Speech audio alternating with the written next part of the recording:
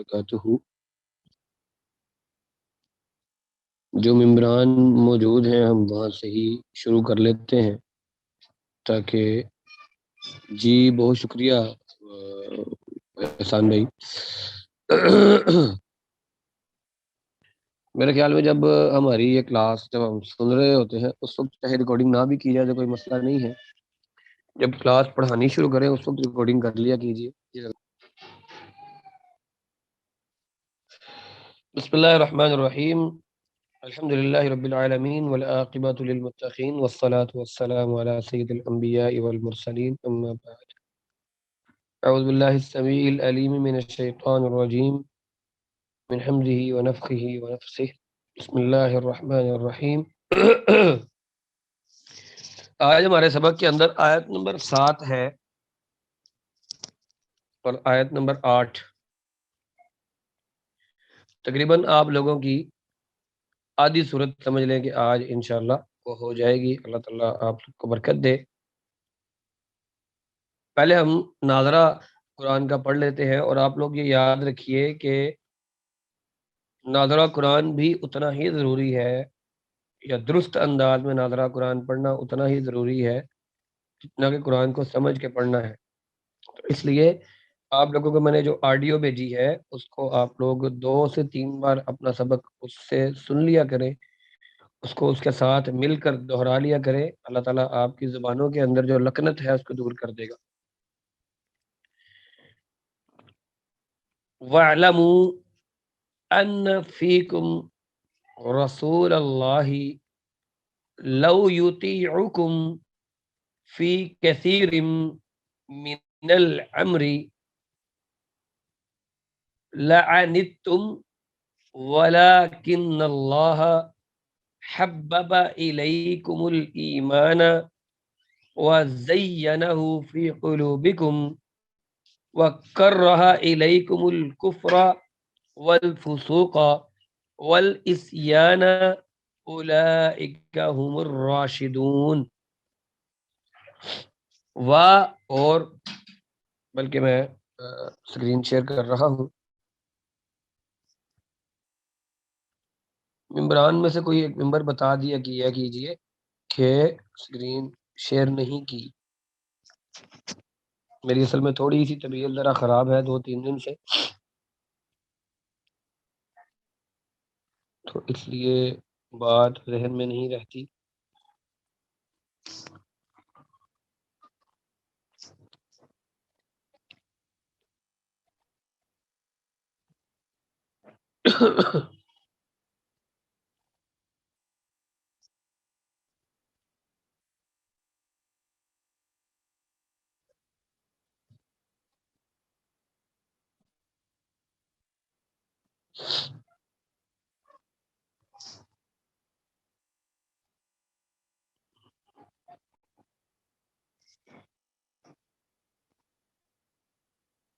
جی، اور اعلم جان لو، ان کے فی میں، کم تم، رسول اللہ اللہ کے رسول، وَاعْلَمُوا اور تم جان لو، ان فیکم کہ بے شک تم میں، رسول اللہ اللہ کے رسول ہیں، لو اگر،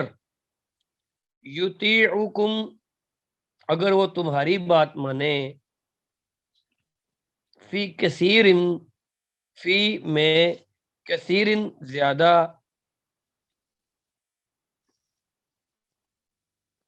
من الامر من سے امر کام، لعنتم تو ضرور تم لوگوں کو مشکل ہو جائے، اور لیکن اللہ اللہ تعالی، لیکن اللہ تعالی، حببا اللہ نے محبوب بنا دیا، الیکم تمہاری طرف، الایمان ایمان کو، وزینا اور سجایا ہے، اس کو، فی قلوبکم تمہارے دلوں میں، وکرہا اور ناگوار کیا ہے، الیکم تمہاری طرف، الکفر کفر کو، والفسوق اور فسق کو، والعصیان اور نافرمانی کو، اولئک وہی لوگ یا وہ لوگ ہم الراشدون سیدھے راستے کی طرف سیدھے راستے والے ہیں یا ہدایت یافتہ ہے. وَاعْلَمُوا اور تم جان لو ان فیکم کہ تمہارے درمیان رسول اللہ اللہ کے رسول ہیں لو یطیعکم اگر وہ تمہاری بات مانے فی کثیر من الامر بہت سارے کاموں کے اندر لعنتم تو تمہارے لیے مشکلات پیدا ہو جائیں. ولکن اللہ لیکن اللہ تعالیٰ نے حببا محبت ڈال دی ہے محبوب کر دیا ہے پیارا کر دیا ہے الیکم تمہاری طرف الایمان ایمان کو. ولکن اللہ حبب الیکم الایمان لیکن اللہ تعالیٰ نے تمہارے لیے ایمان کو محبوب بنا دیا ہے.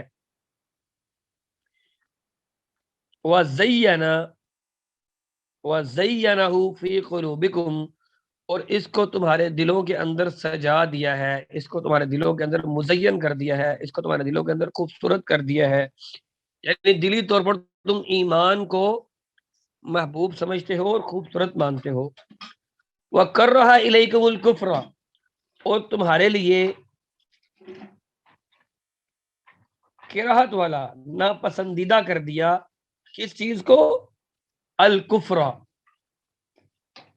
کفر کو نافرمانی کو تمہارے لیے کیا کر دیا ہے ناپسندیدہ کر دیا ہے. الیکم الکفر کفر کو والفسوق فسق کو والعصیان اور نافرمانی کو گناہ کو یہ اللہ نے تمہارے لیے کیا کر دیا ہے اس کو برا بنا دیا ہے. یعنی گناہ کو کفر کو نافرمانی کو تم اچھا نہیں سمجھتے ایمان کو اللہ نے تمہارے دلوں کے اندر سجا دیا ہے ایمان کو سجاوٹ دے دی ہے تمہارے دلوں کے اندر کہ تم لوگ ایمان کو خوبصورت مانتے ہو اور کفر سے عصیان سے فسق سے یعنی کفر کہتے ہیں جھٹلانے کو عصیان کہتے ہیں گناہ والی چیز کو فسوق کہتے ہیں نافرمانی وغیرہ کو. عصیان گناہ نافرمانی کے کام ان چیزوں کو اور فسق جو ہے وہ اصل میں ایسے شخص کو فاسق کہتے ہیں جو گناہ گار ہو. ہر قسم کے گناہ کو ہم فسق بھی کہہ سکتے ہیں. وَاعْلَمُوا أَنَّ فِيكُمْ رَسُولَ اللَّهِ تم جان لو کہ اللہ کے رسول تمہارے درمیان موجود ہیں لو یطیعکم فی کثیر من الامر لعنتم اگر وہ زیادہ تر معاملات کے اندر تمہاری بات کو مانیں گے تو پھر تم مشکلات کا شکار ہو جاؤ گے. ولکن اللہ حبب الیکم الایمان لیکن اللہ تعالیٰ نے تمہارے دلوں کے اندر ایمان کی محبت ڈال دی ہے. وزینہ فی قلوبکم اور اس کو تمہارے دلوں کے اندر سجا دیا ہے. وکرہ الیکم الکفر والفسوق والعصیان اور کفر کو گناہوں کو نافرمانی کو تمہارے لیے ناپسندیدہ بنا دیا ہے. اولئک هم الراشدون اب جن لوگوں کے اندر یہ کوالٹیز ہوں گی کون سی کوالٹیز جن کے دلوں کے اندر ایمان پختہ ہے اور جن کے دلوں کے اندر ایمان سجا ہوا ہے جن لوگوں کو کفر کے ساتھ فسوق کے ساتھ اور عصیان کے ساتھ کفر جھٹلانا فسوق گناہ عصیان گناہ یا نافرمانی جن لوگوں کو ایمان سے محبت ہے کفر سے نفرت ہے وہ فسوق سے دور رہتے ہیں وہ جھٹلانے سے دور ہیں وہ نافرمانی سے دور ہیں وہ گناہوں سے دور ہیں تو وہ لوگ ان لوگوں کو اللہ نے کیا سرٹیفکیٹ دیا ہے اولئک هم الراشدون یہی وہ لوگ ہیں جو ہدایت یافتہ ہیں ہدایت والے ہیں. اب اس کے اندر جو اللہ تعالیٰ نے وَاعْلَمُوا أَنَّ فِيكُمْ رَسُولُ اللَّهِ تو ظاہری بات ہے کہ ہر ایک صحابی یہ بات جانتا ہے کہ ہمارے درمیان اللہ کے رسول موجود ہیں. اس کے باوجود اللہ نے تاکید کی کہ تم لوگ یہ بات جان لو سمجھ لو اس بات کو سمجھ لو اس بات کو کہ تمہارے درمیان اللہ کا رسول بنفس نفیس موجود ہے. اب جب نہیں ہے آ جائے تو پھر ہم اس پر اپنی رائے قائم نہیں کریں گے. اب جب نبی کریم صلی اللہ علیہ وسلم کی زندگی موجود نہیں ہے یا آپ کی وفات کے بعد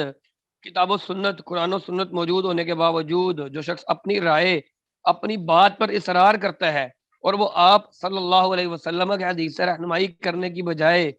رہنمائی حاصل کرنے کی بجائے اللہ تعالیٰ نے اس سے منع کر دیا ہے اور یہ کہہ دیا وَاعْلَمُوا تم جان لو کہ تمہارے درمیان اللہ کے رسول موجود ہے. اب اللہ کے رسول موجود نہیں ہے تو اللہ کے رسول کی بات موجود ہے. اب ہمیں دنیا کا کوئی بھی شخص اٹھ کے کہہ دے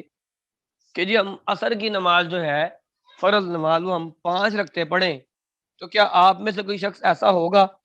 جو صرف اس بندے کے کہنے پر عصر کی رکعتیں 5 پڑھ لے؟ ایسا ممکن نہیں ہے. کچھ بھی کر لے.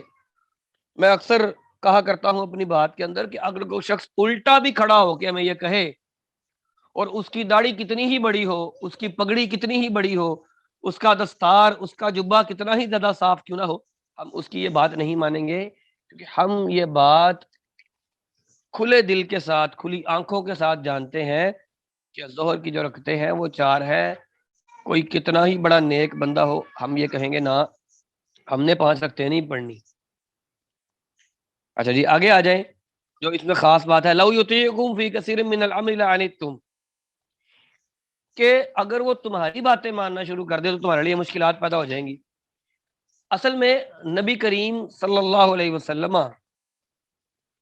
جو احکامات بیان کرتے ہیں کیونکہ وہ اللہ رب العزت کی طرف سے وحی ہوتے ہیں، اور اللہ تعالیٰ جو چیز بیان کرتے ہیں اللہ تعالیٰ علیم الحکیم ذات ہے، علیم ہے، ہر کام اس کے علم میں ہے، وہ حکمت والا ہے، ہر بات وہ اس کی حکمت پر مبنی ہوتی ہے. تو اس لیے ہمیں یہ چاہیے کہ ہم رسول اللہ صلی اللہ علیہ وسلم کی اطاعت کریں، کیونکہ جو چیز اللہ کے نبی ہمیں دیں گے وہ وحی کے ذریعے ہوگی. اگر ہم لوگ اپنی سوچ اللہ کے نبی کی بات پر مسلط کریں گے تو واقعی ہی ہمارے لیے مشکلات پیدا ہوں گی. اور اللہ تعالیٰ نے یہ کہا ہے یرید اللہ بکم اليسرا کہ اللہ تعالیٰ تمہارے لیے آسانی پاتا ہے، ولا یرید بکم العسر، اور تمہارے لیے اللہ مشکلات پیدا نہیں کرتا بلکہ اللہ تعالیٰ آسانیاں دیتا ہے. تو اگر نبی تمہاری بات مان کے کوئی کام شروع کر دیں گے تو تمہارے اپنے لیے مشکل پیدا ہو جائے گی. اور اللہ تعالیٰ تو عالم الغیب ہے، اللہ تعالیٰ ہی بہتر جانتا ہے آنے والے وقت میں کیا ہونا ہے کیا نہیں ہونا. تو اس لیے جب اللہ تعالیٰ کوئی چیز دیتے ہیں تو پھر وہ لوگوں کی آسانی کے لیے، لوگوں کی جو معاملات ہیں اس کو جان کر حکمت کے ساتھ اللہ رب العزت اپنے نبی پر وحی کرتے ہیں کہ آپ ان کو یہ چیز کہہ دیجئے، یہ چیز فرما دیجئے، یا اس معاملے کے اندر یہ فیصلہ کر دیجئے. اس سے لوگوں کے اندر آسانی والا معاملہ پیدا ہوتا ہے، جو مشکلات والا معاملہ پیدا نہیں ہوتا. باقی ایمان وَلَٰكِنَّ اللَّهَ حَبَّبَ إِلَيْكُمُ الْإِيمَانَ کہ ایمان سے مراد یہاں اللہ کے رسول کی اطاعت ہے، جس میں تصدیق بالقلب، اقرار باللسان اور عمل بالارکان تینوں باتیں شامل ہیں. کیا کہ نبی کریم صلی اللہ علیہ وسلم کی جب ہم نے اطاعت کرنی ہے تو پہلے ہم نے دل سے اس کی تصدیق کرنی ہے، زبان سے اس کا اقرار کرنا ہے، اور پھر کام کر کے عمل کر کے دکھا دینا ہے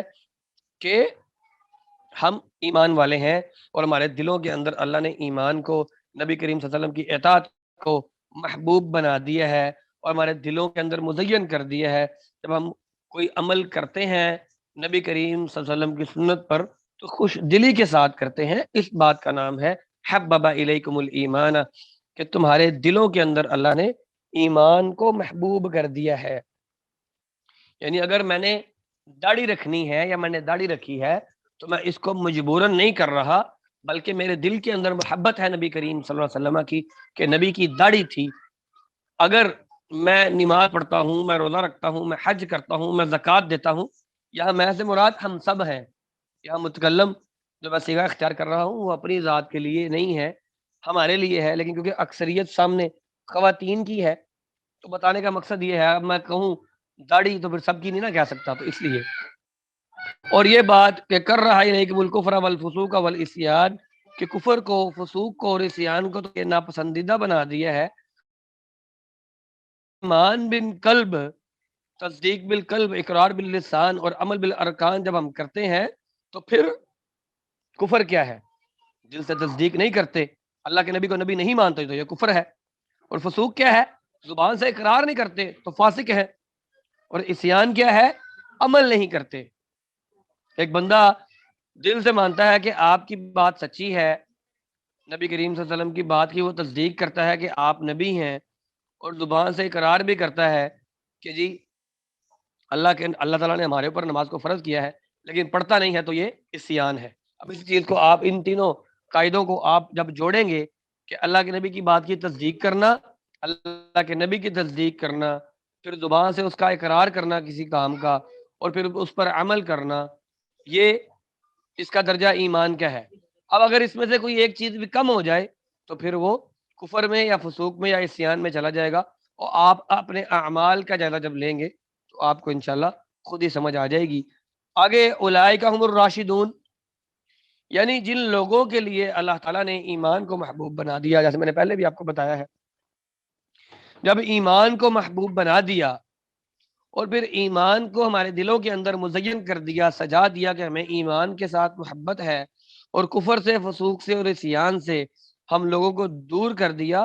تو پھر جب ہم یہ سارے کام کرنے والے ہوں گے تو پھر اللہ رب العزت کی طرف سے ہمیں گارنٹی کیا ملے گی؟ اولئک هم الراشدون، یہی وہ لوگ ہیں جو ایمان کے پاس ہیں اور کفر، فسوق اور عصیان سے دور ہیں، یہی وہ لوگ ہیں جو راشد ہیں، ہدایت یافتہ ہے۔ تو میرے خیال میں کلاس ختم ہونے والی ہے، میں اس کلاس کو اینڈ کرتا ہوں، اگلی کلاس جو ہے وہ ہماری دوبارہ شروع کرتے ہیں۔ السلام علیکم ورحمۃ اللہ وبرکاتہ۔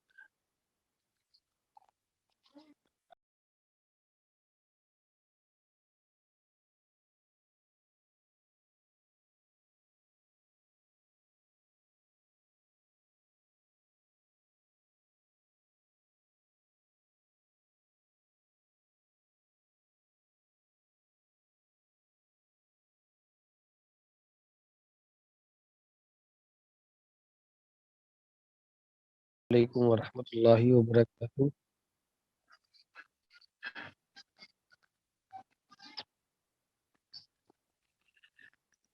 کسی کا کیمرہ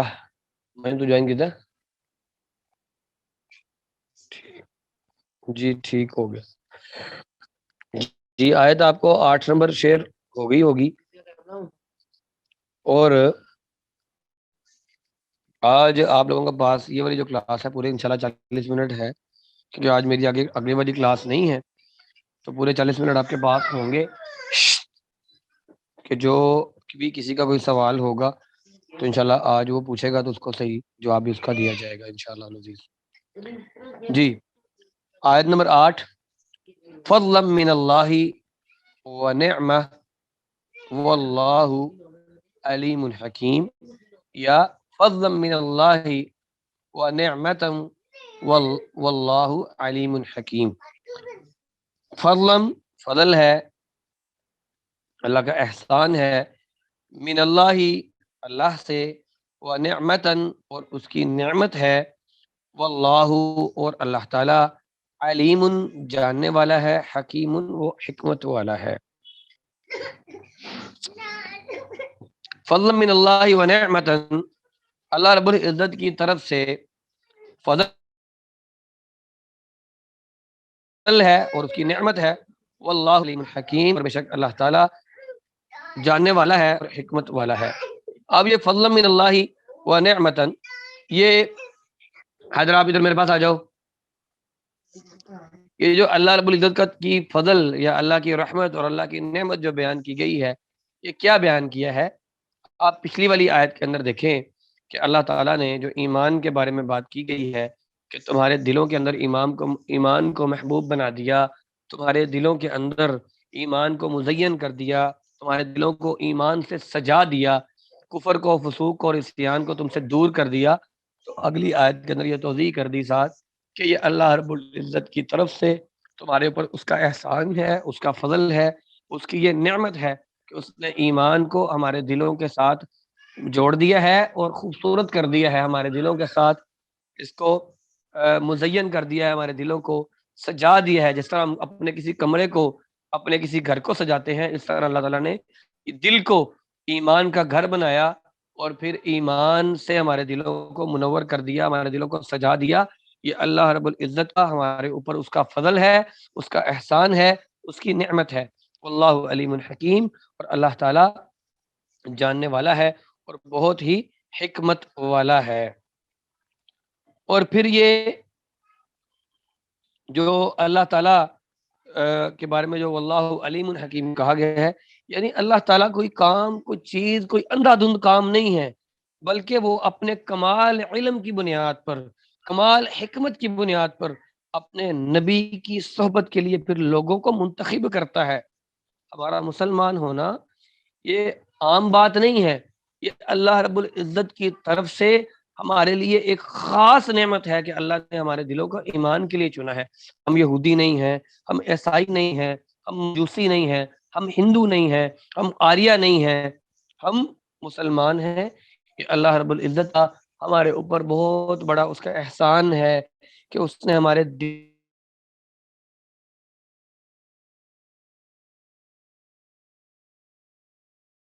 ایمان دور کر دیا اور حیا بنا دیا۔ ہمیں ہمارے اوپر اللہ کا یہ احسان ہے کہ اس نے ہمارے اوپر کمال نے دی اور ہمیں نبی کریم صلی اللہ علیہ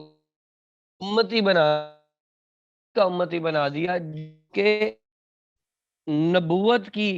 جو ایک بہت بڑی امارت ہے، اس کی جو آخری اینٹ اللہ کے نبی صلی اللہ علیہ وسلم نے اپنی مثال کیا دی ہے کہ ایک شخص نے ایک عمارت بنائی بہت خوبصورت، اور اس کے اندر صرف ایک اینٹ کی جگہ باقی بچی، اور وہ اینٹ میں ہوں۔ میرے بعد کوئی نبی نہیں ہے۔ جب اللہ کے نبی کے بعد کوئی نبی نہیں ہے تو پھر قرآن کے بعد کوئی کتاب نہیں ہے، قرآن کے بعد کوئی وحی نہیں ہے۔ اللہ کے نبی کے وفات پا جانے سے، قرآن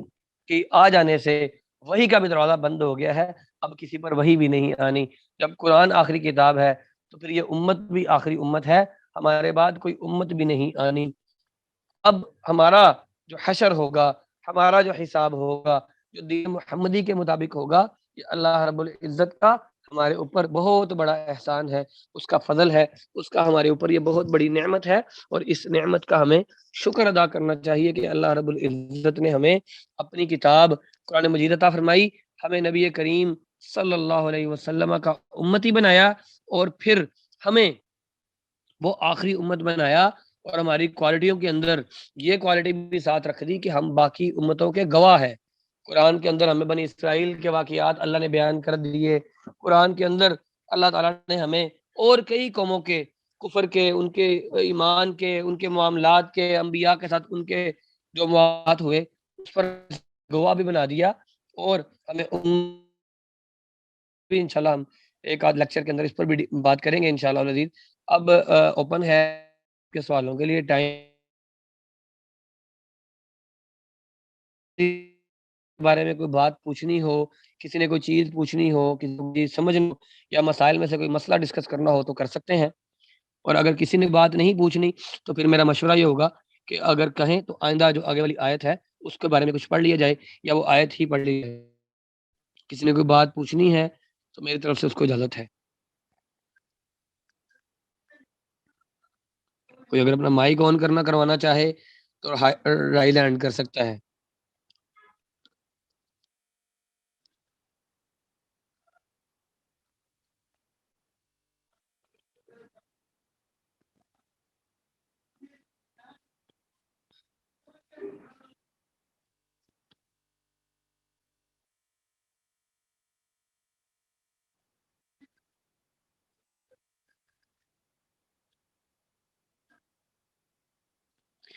جی، سوال میرا خیال ہے کسی کا نہیں آیا، تو اس بات کا فائدہ اٹھاتے ہوئے پھر ہم یہ کرتے ہیں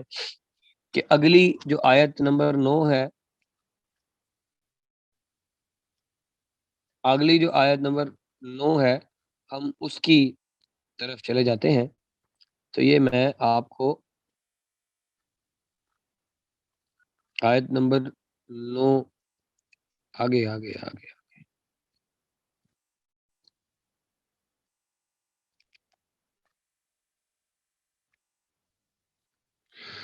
جی، یہ صدف کا میسج آیا ہے کہ اگر وائف یہ کہے کہ جی میں اپنے شوہر کی جو والدین ہے اس کی خدمت نہ کروں، تو اس پر ذرا بتا دیں جی. میں 2 منٹ میں یہ بتا کے انشاءاللہ پھر اگلی آیت پر ہم لوگ چلتے ہیں. ٹائم ہمارے پاس ہے انشاءاللہ. دیکھیں جی بات یہ ہے، اسلام وہ مذہب ہے کہ آسیہ ذرا بند کری. اسلام وہ مذہب ہے جس نے ایک فحشہ کو، ایک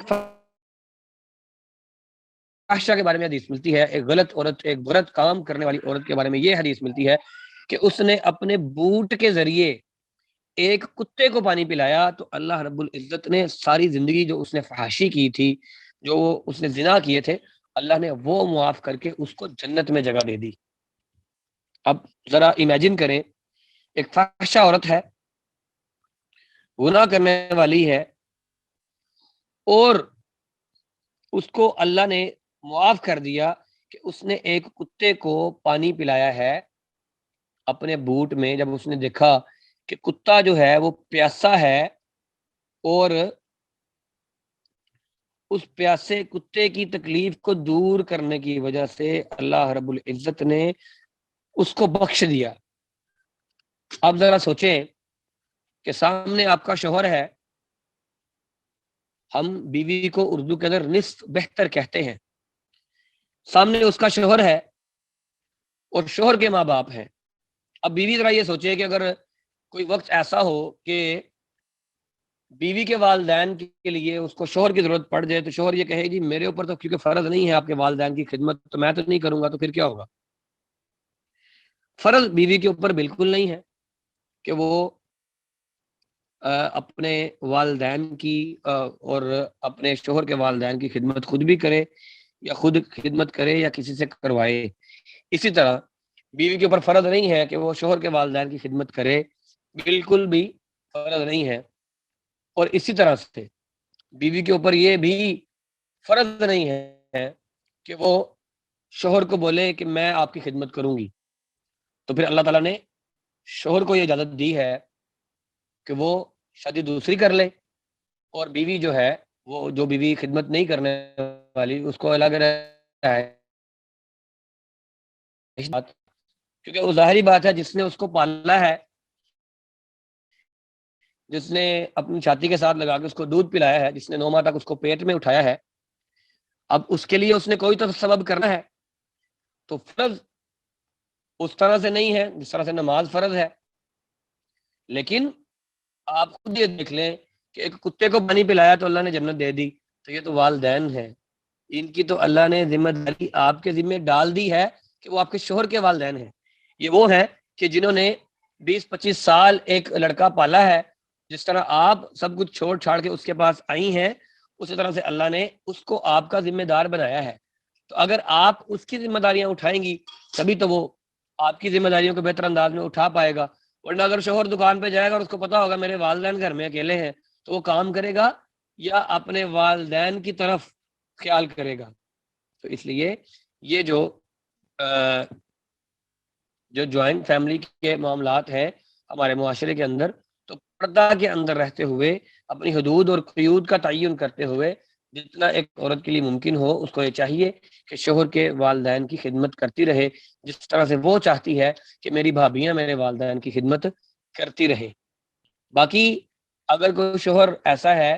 جو بیوی کے لیے الگ مکان کا انتظام کر سکتا ہے، الگ رہائش کا انتظام کر سکتا ہے، تو یہ بیوی کا حق ہے اور شوہر کا فرض ہے کہ اس کے لیے الگ رہائش کا انتظام کرے، الگ مکان کا انتظام کرے. بیوی کے اوپر جو ہے وہ اس طرح سے یہ فرض نہیں ہے جس طرح سے نماز پڑھنا یا روزہ رکھنا یا حج کرنا فرض ہے. باقی ذمہ داریاں ہمارے اوپر عائد ہوتی ہیں کیونکہ میاں اور بیوی دونوں مل کر گھر چلاتے ہیں. اور اس کی مثال یہ ہے کہ نبی کریم صلی اللہ علیہ وسلم کے ساتھ جابر سے یہ نشان ہے کپڑوں پر پیلے، تو یہ نشان جو ہے وہ زر کی خوشبو ہوتی ہے، زعفران کی. اللہ کے نبی نے کہا کہ تم نے کس سے شادی کی ہے؟ انہوں نے بتا دیا کہ میں نے ایک بیوہ کے ساتھ شادی کی ہے. تو اللہ کے نبی نے کہا تم کسی کنواری سے شادی کرتے اور وہ تمہارے ساتھ ہنسی مذاق کرتی، کھیل کود کرتی، اور تم اس کے ساتھ کرتے. اس نے کہا اللہ کے نبی میری بہنیں ہیں، کیونکہ میرے حال میں 4 بہنیں تھیں. اللہ کے نبی میری 4 بہنیں ہیں اگر میں چھوٹی عمر کی کسی خاتون کے ساتھ شادی کرتا تو پھر وہ آپس میں بس کھیلتی کودتی رہتی. میں نے تربیت کے لیے، بہنوں کی تربیت کے لیے شادی کی ہے. تو اللہ کے نبی نے ان کو نہیں کہا کہ تمہاری بہنوں کی خدمت کرنا یا تمہاری بہنوں کی تربیت کرنا. اب ظاہری بات ہے، گھر میں اگر 4 بہنیں ہوں گی تو کیا حضرت جابر کی بیوی ان کے لیے کھانا نہیں پکاتی ہوگی، ان کی ٹیک کیئر نہیں کرتی ہوگی، ان کا اٹھنا بیٹھنا نہیں دیکھتی ہوگی؟ اللہ کے نبی نے تو نہیں کہا تمہارے اوپر فرض نہیں ہے. آپ خود ہی یہ خیال کریں، اگر اللہ کے نبی صلی اللہ علیہ وسلم کے والدین زندہ ہوتے تو اللہ کے نبی صلی اللہ علیہ وسلم کی بیویاں کیا آپ کے والدین کی خدمت کو اپنی سعادت نہ سمجھتی؟ اس لیے یہ بات کہنا آج کی عورتوں کی کہ جی ہمارے اوپر فرض نہیں ہے، بالکل درست ہے. فرض نہیں ہے، اس طرح سے فرض نہیں ہے جس طرح سے نماز، روزہ، حج، زکوٰۃ فرض ہے، جس طرح کلمہ توحید کا اقرار فرض ہے. لیکن کیا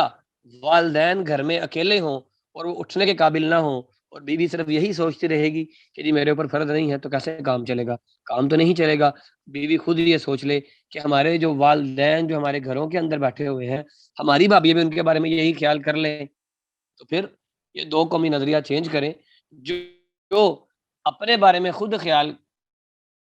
چاہتی ہیں، کیونکہ اللہ کے نبی صلی اللہ علیہ وسلم کی حدیث ہے، مسلمان اپنے لیے جو پسند کرتا ہے اپنے بھائی کے لیے بھی وہی پسند کرے. تو جو یہ چاہتی ہے لڑکی کہ میری بھابیاں میرے والدین کے ساتھ کریں، وہی کام وہ اپنے ساس سسر کے ساتھ کرنا شروع کر دے تو ہمارا معاشرہ انشاءاللہ بہترین ہو جائے گا. اب ہم آیت کی طرف آ جاتے ہیں. آیت نمبر 9 ہے، میں یہ شیئر کر رہا ہوں، اس کو پڑھیں گے لیکن آج ہم موٹا موٹا سے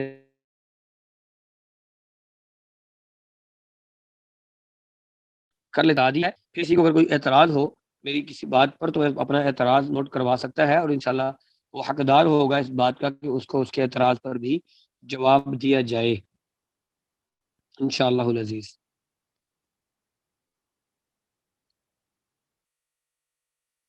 ہمیشہ یاد رکھیے کہ آپ کا استاد ہونا بے شک ایک فخر کی بات ہے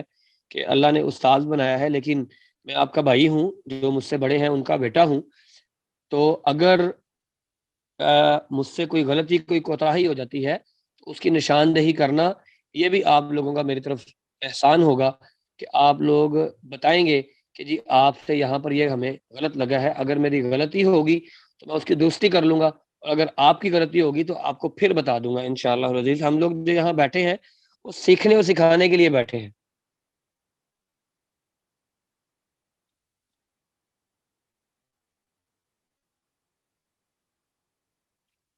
اگر کوئی چیز میری طرف سے غلطی ہوتی ہے تو آپ مجھے بتلائیے.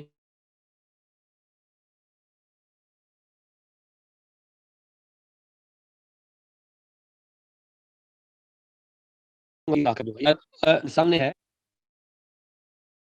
آیت تھوڑی لمبی بھی ہے تو چلیں اللہ نے موقع ہے تو اس کو پڑھ لیتے ہیں. وَإِن طَائِفَتَانِ مِنَ الْمُؤْمِنِينَ اقْتَتَلُوا فَأَصْلِحُوا بَيْنَهُمَا فَإِن بَغَتْ إِحْدَاهُمَا عَلَى الْأُخْرَى فَقَاتِلُوا الَّتِي تَبْغِي حَتَّى تَفِيءَ إِلَى أَمْرِ اللَّهِ فَإِن فَاءَتْ فَأَصْلِحُوا بَيْنَهُمَا بِالْعَدْلِ وَأَقْسِطُوا إِنَّ اللَّهَ يُحِبُّ الْمُقْسِطِينَ. وَإِن اور اگر طائفتانی دو گروہ من المؤمنین مؤمنین میں سے اقتتلوا لڑیں، آپس میں قتال کریں، جنگ کریں، فاصلحوا تو صلح کروا دو، بینہما ان دونوں گروہوں کے درمیان، فَإِن بغت اور اگر کوئی زیادتی کرے، احداہما ان میں سے کوئی ایک گروہ، علی الاخری دوسرے گروہ کے اوپر، فقاتلوا تو پھر فقاتلوا تم لڑو، لڑائی کرو، التی تبغی اس سے جس نے زیادتی کی ہے، حتی تفیء یہاں تک کہ وہ لوٹ آئے، لوٹ پڑے اپنی بات سے، الی امر اللہ اللہ کے حکم کی طرف. فَإِن فَاءَتْ اور اگر وہ لوٹ آئے، فَأَصْلِحُوا تو پھر صلح کروا دو، بینہما ان دونوں کے درمیان، بالعدل عدل کے ساتھ، انصاف کے ساتھ، وَأَقْسِطُوا اور عدل کرو، ان اللہ وَأَقْسِطُوا اور عدل کرو، ان اللہ بے شک اللہ تعالیٰ یحب المقسطین اللہ تعالیٰ عدل کرنے والوں کو پسند کرتا ہے۔ وَإِن طَائِفَتَانِ مِنَ الْمُؤْمِنِينَ اور اگر مؤمنین کے مسلمانوں کے دو گروہ اقتتلوا اگر وہ آپس میں لڑائی کر لیں، وَإِن طَائِفَتَانِ مِنَ الْمُؤْمِنِينَ اقتتلوا اگر مؤمنین کے دو گروہ آپس میں لڑ پڑیں، لڑائی کر لیں، فَأَصْلِحُوا بَيْنَهُمَا ان دونوں کے درمیان صلح کروا دو، فَإِن بَغَتْ إِحْدَاهُمَا اگر ان میں سے کوئی ایک گروہ زیادتی کرے علی الاخری دوسرے کے اوپر، فَقَاتِلُوا الَّتِي تَبْغِي تو اس کے ساتھ لڑائی کرو جس نے زیادتی کی ہے، حتی تفیء الی امر اللہ یہاں تک کہ وہ لوٹ آئے اللہ کے حکم کی طرف، فإن فاءت اور اگر وہ لوٹ آئے، فاصلحوا بینہما تو پھر ان دونوں کے درمیان صلح کروا دو بالعدل واقسطوا عدل کے ساتھ اور پھر انصاف کرو، ان اللہ یحب المقسطین اللہ تعالیٰ انصاف کرنے والوں کو عدل کرنے والوں کو پسند کرتا ہے۔ یعنی اگر ایمان والوں کے دو گروہ آپس میں لڑ پڑے تو دونوں کے درمیان صلح کروا دو، لیکن اگر صلح کروا رہے ہیں لیکن ایک گروہ دوسرے پر زیادتی کر رہا ہے تو جو زیادتی کر رہا ہے اس کے ساتھ پھر لڑا جائے، اس کو اللہ کے حکم کی طرف زبردستی لایا جائے، لڑ کے لایا جائے، جب وہ اللہ کے حکم کی طرف پلٹ آئے تو پھر ان دونوں گروہوں کے درمیان صلح کروا دو انصاف کے ساتھ، جس نے زیادتی کی ہے اس کو اس کی زیادتی کی طرف بھگتان کیا جائے گا، وہ اپنی زیادتی کا بھگتان کرے گا، اور انصاف کے ساتھ ان کے درمیان صلح کروا دی جائے، اللہ تعالیٰ انصاف کرنے والوں کو پسند کرتا ہے۔ اب ہوتا یہ ہے جیسے ہم نے پیچھے پڑھا ہے ان جاءکم فاسق بنبأ اگر کوئی فاسق آ جائے، اب فاسق لوگوں کی خبر کی بنا پر بلا تحقیق اعتماد کر لینے سے کئی دفعہ آپس میں لڑائی ہو جاتی ہے، پھر جب لڑائی ہو جاتی ہے ہر قسم کی پیش بندی کے باوجود بھی لڑائی ہو جاتی ہے، روکنے کی کوشش کی، منانے کی کوشش کی، سمجھانے کی کوشش کی، لیکن لڑائی ہو گئی۔ اب یہاں پر یہ سمجھایا گیا ہے، یہ بتایا گیا ہے کہ اگر لڑائی ہو جائے تو پھر کیا کیا جائے، پھر یہ کیا جائے کہ صلح کروانے کی کوشش کی جائے، اور جو لوگ اس لڑائی میں شریک نہیں ہیں ان کا یہ کام ہے کہ وہ درمیان میں رکیں اور صلح کروائیں، اور اگر یہ ممکن نہیں ہے مسلمانوں کے لیے، یہ مسلمانوں کے لیے جائز نہیں ہے کہ دو مسلمان لڑ رہے ہوں تو تیسرا مسلمان وہاں پر ویڈیو بنانی شروع کر دے۔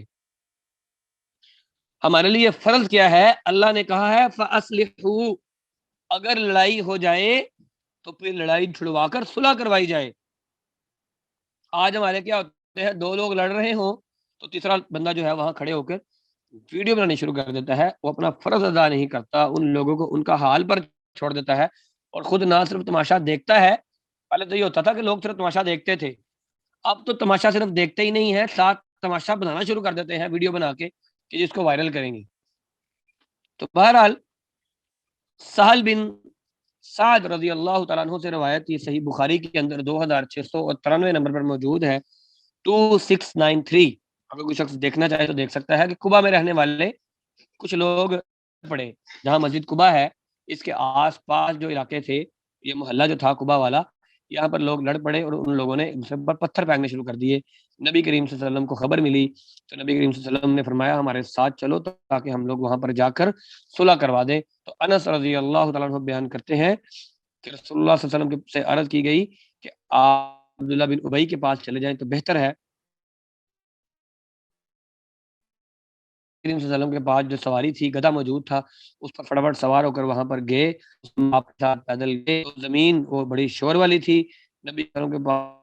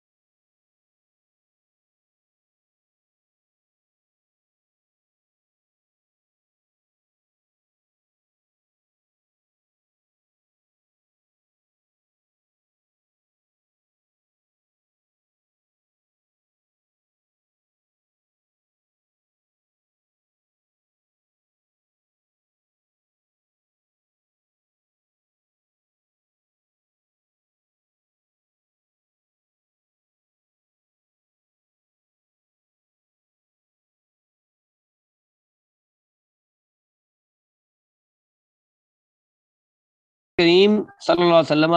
جب صلح کروانے کے لیے وہاں پر پہنچے اور آپ صلی اللہ علیہ وسلم کی سواری گدا تھی، اس پر آپ بیٹھے ہوئے تھے، تو عبداللہ بن ابی نے یہ کہا کہ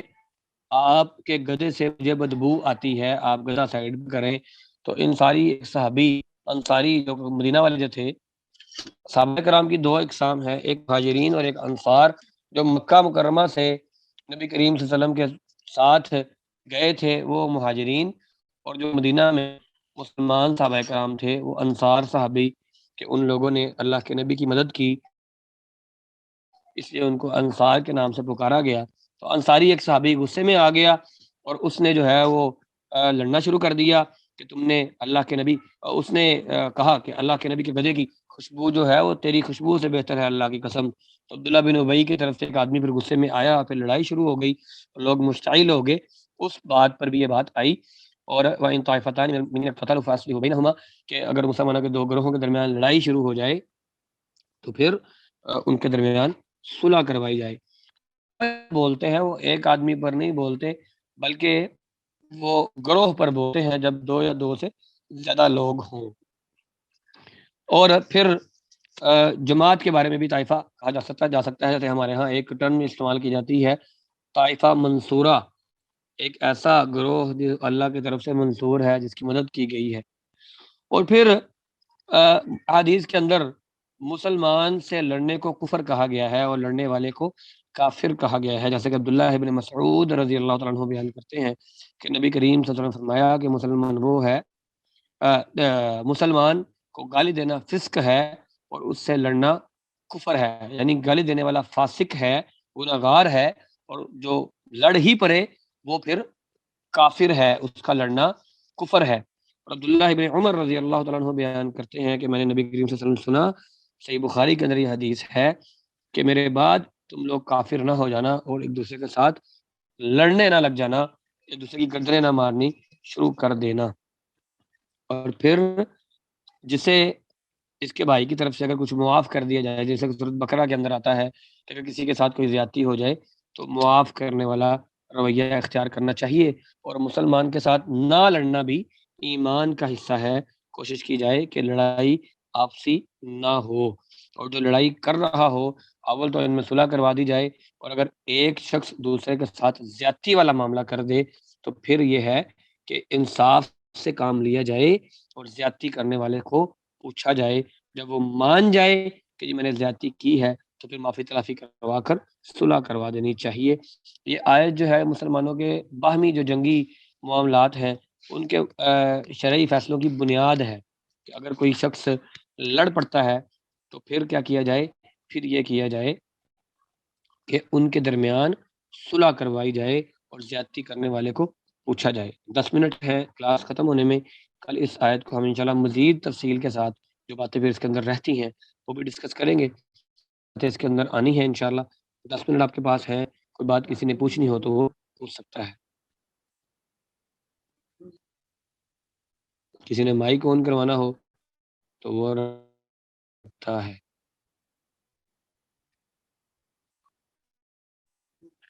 کلاس کی چینجنگ کے بارے میں کل کچھ ممبران نے جو میل حضرات تھے انہوں نے کہا تھا کہ ہمارے آفس کا ٹائم ہے، تو دونوں طرف کے لوگ جو اس وقت، کیونکہ میل فیمیل دونوں ہی موجود ہیں، اگر موجود ہوں تو جتنے ایک بھائی میل نظر آ رہے ہیں باقی فیمیل ہیں، تو کلاس کی تبدیلی کے حوالے سے اگر کوئی کام کوئی بندہ بتانا چاہتا ہے تو 3 سے 4 اور 5 دوپہر کو ایزیلی میں ٹائم دے سکتا ہوں، 3 سے 4 یا 4 سے 5، اور یا پھر رات 10 کے سے لے کے 11 بجے تک، 10 سے 11 یہ گھنٹہ میں دے سکتا ہوں، کیونکہ 10 بجے تک 10:15 بجے تک میری کلاس چلتی ہے، اس کے بعد میں فری ہوں پڑھانے کے لیے، اس کے بعد میں پڑھا سکتا ہوں۔ اگر اس کے 10 بجے کے بعد کسی نے کلاس لینی ہو تو پھر بھی ٹھیک ہے، اور اگر جو چاہیں کہ اگر کلاس کی تعداد ٹائمنگ کی وجہ سے کم ہے تو پھر 3 سے 4 یا 4 سے 5، 3 سے 4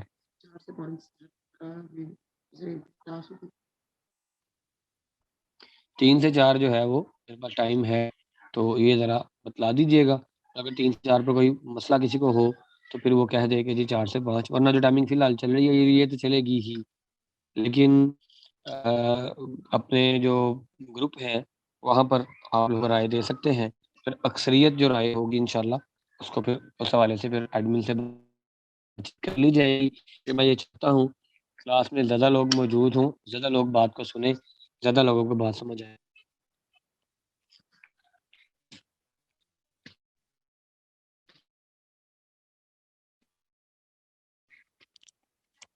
نہیں، میں مائک بند ہو گیا تھا، میں اپنی رو میں لگا ہوا تھا اور میں نے وہ نہیں کیا۔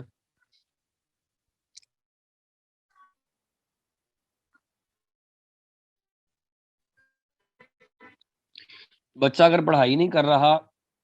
بچے پڑھائی دو طرح سے کرتے ہیں، یا ڈر کے ساتھ یا شوق کے ساتھ۔ تو بچوں کے اندر اکثریتی جو ہے وہ ڈر نہیں ہوتا، ڈر ہوتا ہے، شوق کم ہوتا ہے۔ تو بچے ڈر پیدا کیا جائے پڑھائی کے حوالے سے، یا اس کو انعام کی لالچ دی جائے، اور بچے کو نظر بھی لگی ہو سکتی ہے، ٹھیک ہے، نظر کی اگر بچہ پہلے ٹھیک پڑھتا تھا ایک دم سے شوق غائب ہو گیا ہے تو نظر بھی اس کی وجہ ہو سکتی ہے۔ تو بچے کو سورۃ ناس، سورۃ فلق اور سورۃ فاتحہ، یعنی سورۃ فاتحہ پڑھ لی جائے اور اس کے ساتھ ساتھ سورۃ ناس، سورۃ فلق اور سورۃ اخلاص پڑھ کے بچے کو دم کیا جائے صبح و شام، اللہ تعالیٰ بہتر کر دے گا۔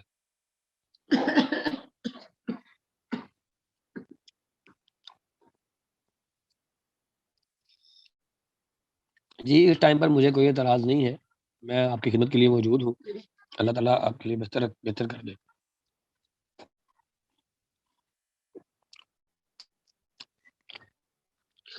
جی اگر کسی اور کا کوئی سوال نہیں ہے تو پھر کلاس کو انشاءاللہ اینڈ کر دیا جائے۔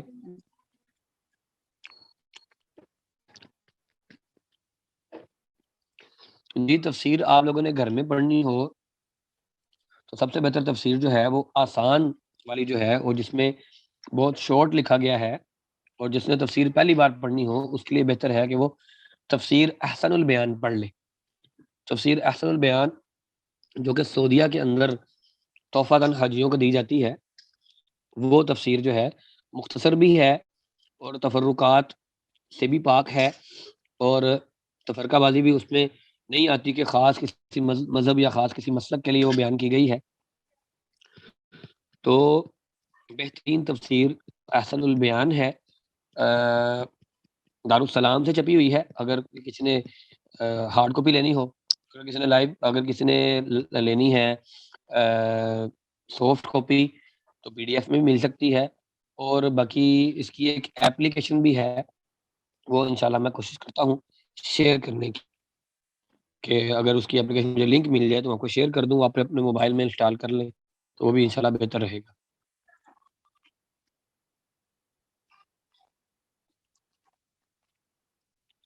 جی 2-4 منٹ ہیں، کسی نے کوئی باقی سوال کسی نے کرنا ہے وہ بات پوچھنی سبق کے حوالے سے، آپ لوگوں کا ٹیسٹ ہونا ہے یہ بات یاد رکھیے گا، تو میرے ٹیسٹ میں اکثر لوگ فیل ہوتے ہیں، یہ بھی یاد رکھیے گا، میں جب ٹیسٹ لیتا ہوں تو اکثریت میرے ٹیسٹ سے پاس ہونا لوگوں کے لیے مشکل ہو جاتا ہے، یہ بات یاد رکھیے گا، یہ مت خیال کیجیے گا جس طرح پیار اور محبت کے ساتھ میں سبق سن رہا ہوں ٹیسٹ بھی اس طرح کا ہی ہوتا ہے، بلکہ جب ٹیسٹ کی باری آتی ہے تو بالکل میرا پیار محبت جو ہے وہ اس کے برعکس والا معاملہ ہو جاتا ہے۔ میری کوشش یہ ہوتی ہے کہ زیادہ سے زیادہ لوگوں کو میں فیل کروں۔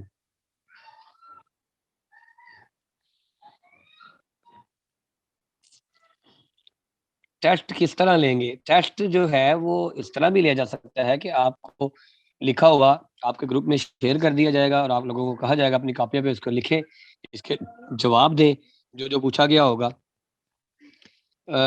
کوئی جو ہے نا وہ آیت بھی پوچھی جا سکتی ہے، اس آیت میں آج کے معاشرتی اعتبار سے کوئی چیز پوچھی جا سکتی ہے، کسی خاص لفظ کا خاص مطلب پوچھا جا سکتا ہے، کسی خاص آیت کے تحت میں نے کوئی حدیث بیان کی ہو، وہ حدیث پوچھی جا سکتی ہے کہ میں نے کیا حدیث بیان کی تھی، سارا کچھ ہو سکتا ہے۔ جو پڑھایا جا رہا ہے کسی کے اندر اندر سے کسی 5-10 الفاظ کا لفظی ترجمہ پوچھا جا سکتا ہے، ایک آیت کے اندر سے ایک جملہ دیا جا سکتا ہے لفظی اور بامحاورہ ترجمہ کے لیے، تو لیکن یہ میرا وعدہ ہے کہ جو کچھ پڑھا رہا ہوں اسی کے درمیان سے ہی ٹیسٹ لیا جائے گا، تنگ نہیں کروں گا میں، یہ نہیں آؤٹ آف سلیبس نہیں ہوگا۔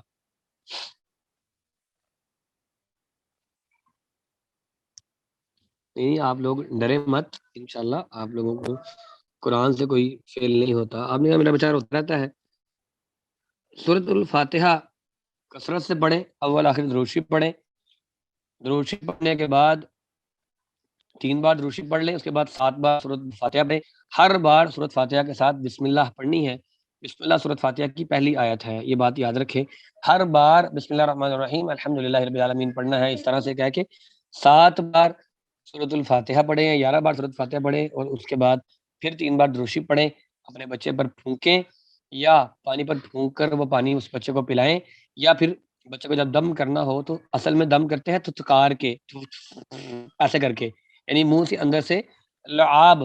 تھوک کے جو ہیں وہ ذرات بچے پر پڑنے چاہیے، یا انگلی زبان پہ لگا کے تو آپ بچے کو لگا دیجئے، یا پانی تھوڑا سا پی لیں، پی کے واپس پانی کے اندر ڈال دیں اور وہ بچے کو پلائیں. انشاءاللہ بچہ بہتری کی طرف چلا جائے گا.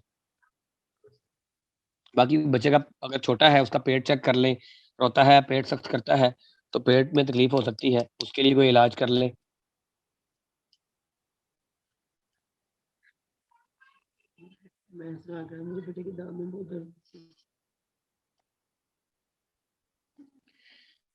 جی ٹھیک ہو گیا جی. بارک اللہ فیکم. اللہ تعالیٰ آپ لوگوں کو قرآن سیکھنے کی، سمجھنے کی توفیق دے. رب زدنی علما اور رب اشرح لی صدری ویسر لی امری واحلل عقدۃ من لسانی یفقہوا قولی. یہ دونوں دعائیں جو ہیں رب زدنی علما اور رب اشرح لی صدری، یہ آپ لوگ زبانی بھی یاد کریں، اس کا ترجمہ بھی پڑھیں، اور اس کو جب قرآن کا سبق آپ نے پڑھنا ہو تو 3 بار یہ دعا پڑھنے کے بعد، یہ آیات پڑھنے کے بعد قرآن کھلا کیجئے. اللہ تعالیٰ اس قرآن کا علم آپ کو عطا کر دے گا. آخر دعوانا ان الحمدللہ رب العالمین. السلام علیکم ورحمۃ اللہ وبرکاتہ.